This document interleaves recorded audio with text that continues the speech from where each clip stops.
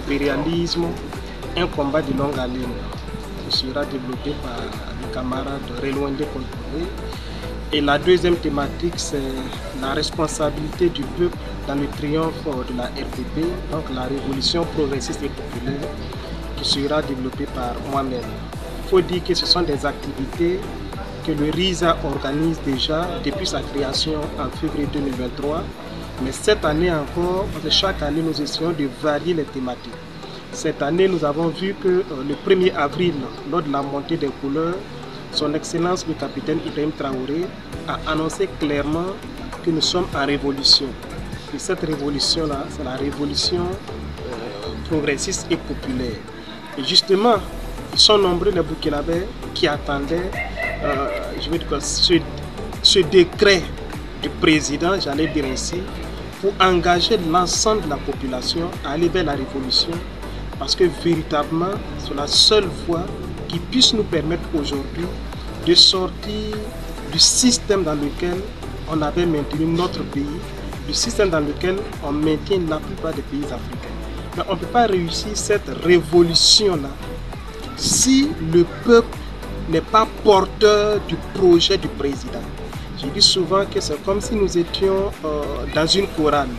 Il y a le chef de la chorale, qui est le capitaine Ibrahim Traoré, qui a donné le la, qui a donné le ton. Il appartient à la population, au peuple, de chanter en chœur avec lui pour que cela donne une symphonie assez harmonieuse. Mais le peuple ne peut pas accompagner la révolution si lui-même n'est pas bien formé, s'il ne comprend pas les enjeux du moment. Parce que c'est la compréhension des enjeux du moment qui va amener la population, qui va amener le peuple à comprendre que tout ce qu'on lui demande aujourd'hui, qu'on peut considérer comme étant des renoncements, comme des privations, ne sont en réalité pas des privations, ne sont pas des renoncements, parce que c'est comme si nous épargnions. On ne peut pas continuer à compter sur l'autre et vouloir notre développement. Le proverbe est bien connu, celui qui dort sur la natte d'autrui dort à terre. Donc aujourd'hui, la mission que le RISA s'est assignée, c'est d'accompagner les populations à mieux comprendre les enjeux du moment, que chacun puisse comprendre que le combat qu'il mène, que ce à quoi le capitaine Ibrahim Traoré s'est déjà engagé et veut engager l'ensemble des peuples, l'ensemble des populations, ce n'est pas au profit d'une personne, comme certains médias maléfiques tentent de le faire croire, comme certains responsables plutôt occidentaux dans leurs mensonges grossiers et iniques tentent de le faire croire. Mais tout ce qu'on fait aujourd'hui, tout ce que le capitaine fait, c'est pour le Burkina Faso, c'est pour le peuple burkinabé.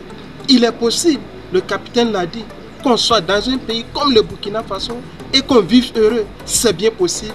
Mais cela demande qu'on ait des leaders éclairés et une population qui comprenne les enjeux et qui accepte d'accompagner ces leaders-là. Et c'est à cette mission que le RISA est inscrit, c'est la mission que le RISA s'est assignée et nous estimons que le combat, il est compris.